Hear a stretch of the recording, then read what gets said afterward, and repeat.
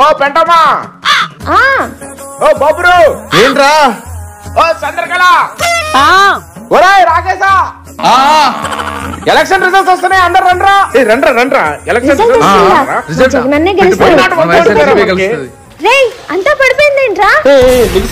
సీట్లని పోతున్నాయిరా, పడిపోతున్నాయి. అయ్యో, కూటమి క్లీన్ స్వీప్ దిశగా వెళుతోంది. ప్రస్తుతం కాకినాడ వెళ్దాం. కాకినాడ నీకేం కాదు, అక్కడ అయ్యేది నాకు, నీకు తెలియదు.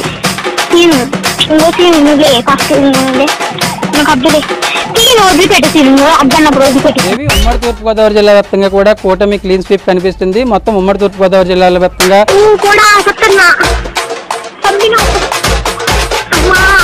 వైఎస్ఆర్ కాంగ్రెస్ పార్టీ 2024కు వచ్చేసరికల్లా కేవలం 11 స్థానాలకు మాత్రమే పరిమితమైపోయింది.